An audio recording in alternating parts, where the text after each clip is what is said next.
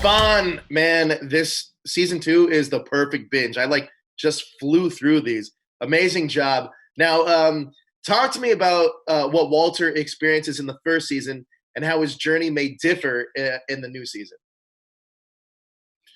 Yeah, yeah. I think in that first season, I think people saw maybe a naivete, an innocence in Walter. Rightfully so. I mean, you were dealing with a veteran who was losing his memory by the day, and for me, there's a vulnerability that comes with that, and maybe that's why people, really tapped into Walter's storyline so much. For me, what was really rewarding was that I was able to uh, really switch it up this season and do something that feels like I was completing his story. It feels like I was tying up the loose ends. Sure. Um, so many unanswered questions from that first season. I think Walter wanted answers. You know what I mean? He wanted to right some of those wrongs. And he's on a mission this season, to say the least. Now, your character is one that stands out because he's one of the only characters that returns from the first season. How does that experience benefit him? And what ways does that also set him back in this journey? Yeah, I think that in the way that it sets him back, I think Walter is plagued with this enormous like paranoia, and it's hard to trust anybody. It's hard to believe anything he's been told.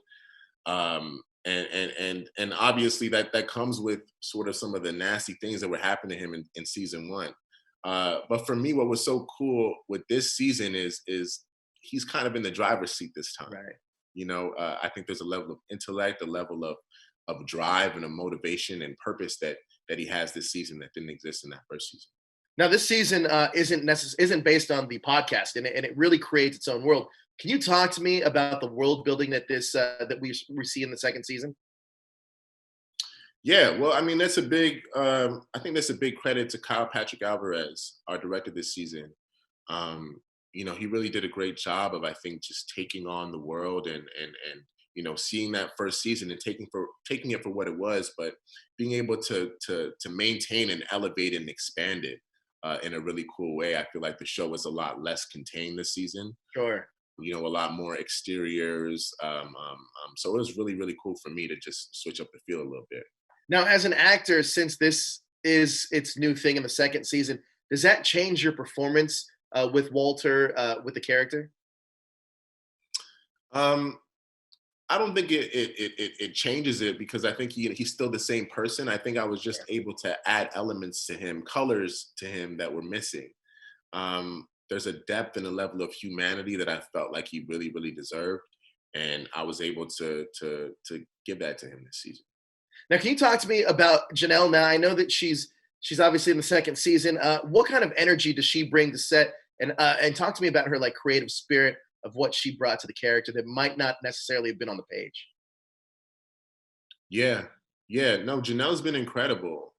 Honestly, I've been so just amazed by her focus, her attention and detail. She's really got this drive, as far as her work habits to want to do her best in every given moment. And it's something that's admirable for me. It makes it easy for me to work with her.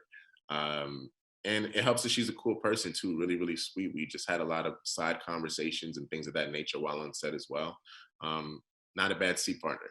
Now, Chris Cooper is also an addition to this second season, new addition to the second season. Can you talk to me about what he brings to set and a little bit about his character? I mean, the great Chris Cooper. What more can I say? I think that casting was perfect when they told me that, Chris was gonna play Mr. Geist. I thought it was perfect. He really steps into it. He owns it. He's got these really cool bushy eyebrows. It's